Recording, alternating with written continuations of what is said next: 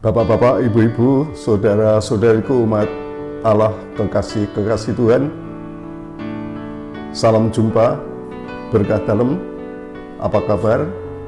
Ya, semoga semuanya dalam keadaan baik. Yang terang kita selalu dalam naungan kasih Tuhan. Ya, kita pantas selalu bersyukur dan kita perlu selalunya berterima kasih karena Tuhan senantiasa menaungi kita, menyelenggarakan segala sesuatunya. Pasti sekarang ini Anda sedang sibuk, namun saya ingin mengajak Anda sekalian untuk berhenti sejenak. Marilah kita dengarkan sapaan Tuhan untuk Anda, untuk saya, untuk kita semua. Akan saya bacakan pesan Tuhan untuk kita pada hari ini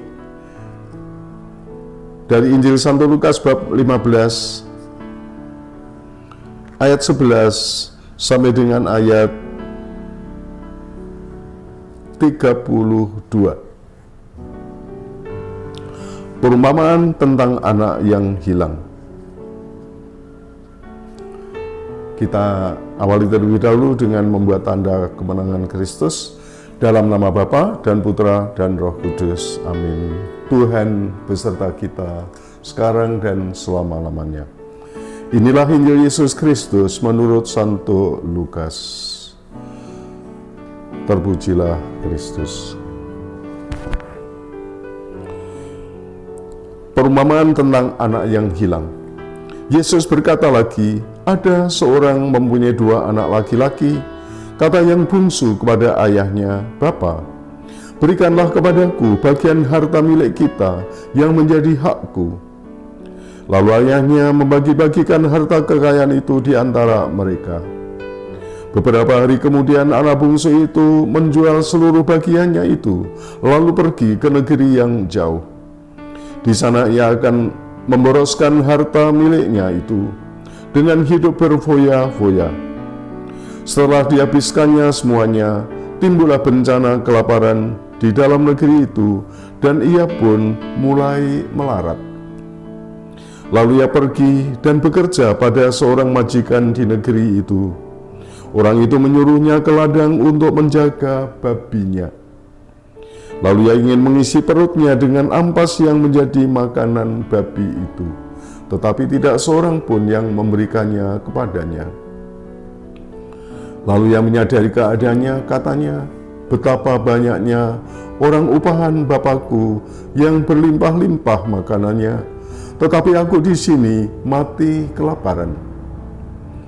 Aku akan bangkit dan pergi kepada Bapakku dan berkata kepadanya, Bapa, aku telah berdosa terhadap surga dan terhadap Bapa.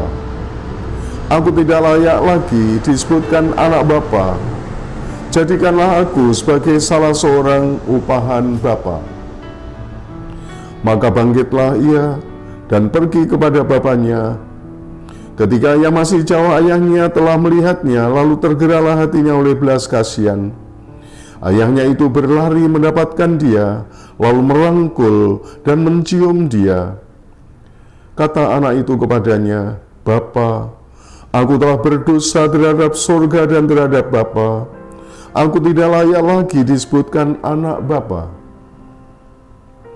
Tetapi ayah itu berkata kepada hamba-hambanya, lekaslah bawa kemari jubah yang terbaik, pakaikanlah itu kepadanya, dan kenakanlah cincin pada jarinya, dan sepatu pada kakinya.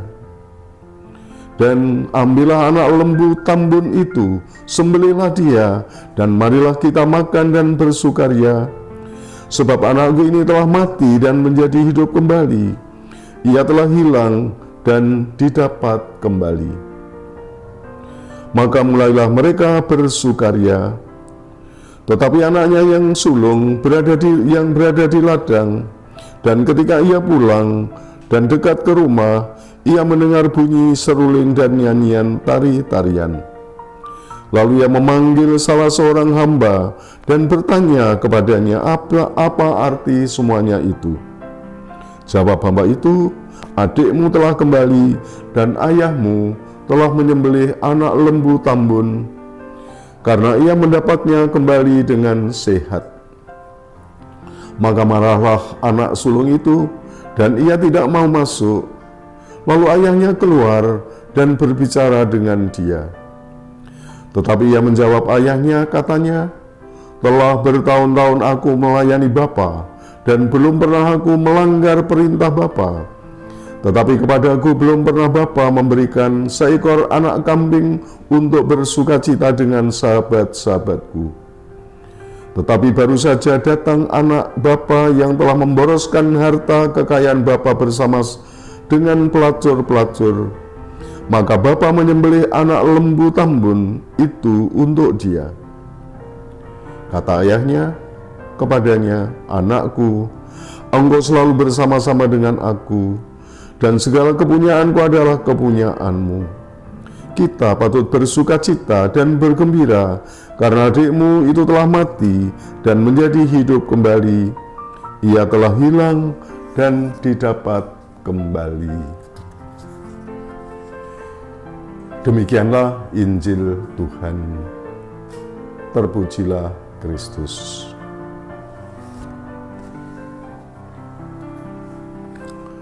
Bapak, Ibu, saudara-saudari, kekasih-kekasih Tuhan, ya, kisah ini kiranya tidak asing bagi kita. Sudah begitu sering kita dengarkan, kita renungkan, dan setiap saat kita merenungkan perikop ini, pertama-tama kita diajak untuk sungguh mengagumi, mensyukuri kasih Tuhan yang luar biasa. Allah digambarkan sebagai Bapa yang begitu penuh belas kasih. Allah yang Bapa yang pengampun, Bapa yang sangat dikecewakan oleh anaknya yang bungsu, yang memboroskan seluruh harta benda yang seharusnya menjadi hak anak itu untuk hidup. Semuanya diboroskan, semua dihabiskan dengan sia-sia. Sangat mengecewakan. Tapi ketika anak itu menyesal, bertobat, dan kembali kepada Bapa, apa yang terjadi? Bapa ternyata dengan penuh kerelaan, dengan penuh sukacita, menerima kembali anak yang hilang itu. Kasih Bapa yang luar biasa, belas kasih yang luar biasa, itulah gambaran dari Allah Bapa kita. Allah kita adalah Allah yang penuh belas kasih. Allah kita adalah Allah yang penuh kerahiman. Allah kita adalah Allah yang memanggil orang yang berdosa. Allah kita adalah Allah yang senantiasa menunggu kita untuk kembali bertobat kepadanya. Nah, Bapak, Ibu, dan saudara-saudara yang dikasihi Tuhan, kebetulan kita sekarang ini berada dalam masa Prapaskah, ya, mempersiapkan diri untuk perayaan kebangkitan Tuhan. Dan salah satu yang kita praktekkan sebagai latihan rohani dalam masa Prapaskah ini adalah membangun pertobatan. Kita ingin bertobat, kita ingin membenahi diri, kita ingin kembali kepada Tuhan, kita ingin kembali kepada iman yang benar, kita ingin menyempurnakan semangat hidup kita, cara hidup kita, sehingga semuanya sesuai dengan iman kita kepada Tuhan. Ya, marilah saudara-saudara sekalian, kita sungguh mengagumi pada kasih Bapa yang luar biasa, belas kasih Tuhan yang luar biasa itu, dan semoga kekaguman kita akan kasih Tuhan yang luar biasa juga membuat kita tidak takut untuk mengaku dosa, ya, tidak takut untuk mengaku dosa. Bahkan kita merasa itulah jalan kita untuk membuka diri pada Tuhan, dan selanjutnya kita diteguhkan semangat tobat kita, dimantapkan kemauan kita untuk berbenah diri, untuk kembali kepada Tuhan, kembali kepada jalan iman, kembali kepada jalan cinta kasih. Saudara sekalian yang terkasih, kalau berbicara tentang pengakuan dosa, saya teringat masa lalu, ya. Dulu itu tidak ada misa Sabtu sore. Dan saya masih ingat ketika saya masih SMP, Sabtu sore itu kami pergunakan untuk mengaku dosa. Ada dua hal yang kami lakukan. Yang pertama itu menyetrika baju, ya. Baju Sabtu sore kami persiapkan, kami setrika, ini untuk misa besok pagi, ya. Dan yang kedua, kami terbiasa mengaku dosa. Setiap Sabtu sore, ya, kami waktu itu ketika masih SMP, ya, juga SMA, kami mengaku dosa. Dan itu menjadi kebiasaan banyak umat ya. Sesuatu yang indah ya, sesuatu yang indah. Kebiasaan mengaku dosa. Dan ya itu sesuatu yang sekarang ini hilang ya, hilang, tapi saya kira tidak mengurangi panggilan Tuhan, tidak mengurangi kesempatan bagi kita untuk membangun pertobatan. Ya kita juga diberi contoh oleh Sri Paus kita, bukan hanya Paus kita sekarang, tapi Paus kita yang lain-lain juga ya. Sri Paus itu juga mempunyai Bapak pengakuan. Ya, saya yakin Bapak Uskup juga mempunyai Bapak pengakuan ya, sebagai pemimpin gereja. Ya kami sendiri para Romo juga demikian. Ya terus terang sebagai sharing ya. Saya pribadi juga ya biasa mengaku dosa dengan salah seorang Romo, dan biasa kami saling mengaku ya, saling mengaku ya, apa adanya kita akukan di depan para Romo ya, di depan Tuhan dengan perantaraan Bapa pengakuan kita. Inilah semangat yang ditawarkan kepada Bapak Ibu sekalian, tuh Bapa yang penuh kerahiman, Bapa yang tidak pernah memperhitungkan dosa-dosa kita, Tuhan yang tidak mau mempermalukan kita. Ya. Jangan sampai Bapak Ibu sekalian kalau mengaku dosa itu lalu malu, nanti Romo tahu.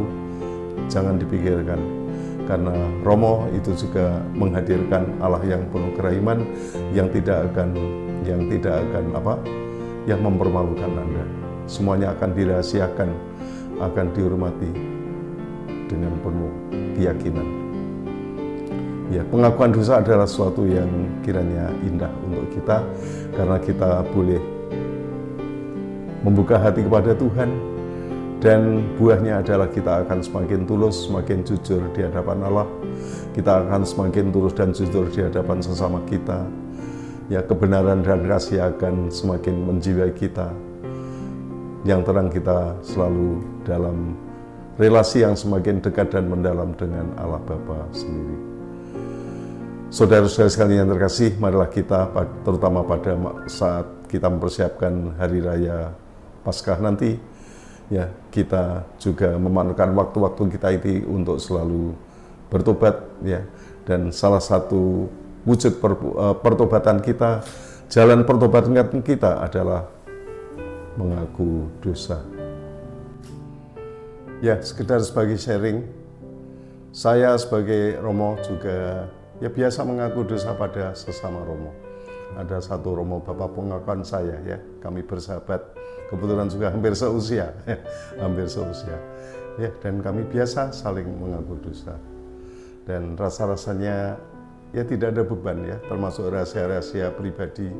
Ya kami tidak malu untuk membuka diri pada teman, karena kami percaya Tuhan penuh kerahiman, Tuhan Maha Baik. Tuhan selalu memberi waktu kepada kita untuk membenahi hidup, dan terlebih Tuhan selalu melimpahkan belas kasih-Nya ya untuk menerima kembali kita yang telah tersesat ataupun jauh dari Tuhan. Saudara sekalian terkasih, marilah kita memanfaatkan masa Prapaskah ini untuk ya kembali kepada Tuhan. Dan kami ingin berpesan, jangan takut untuk mengaku dosa. Saudara sekalian, selamat berkarya, Tuhan memberkati. Terima kasih.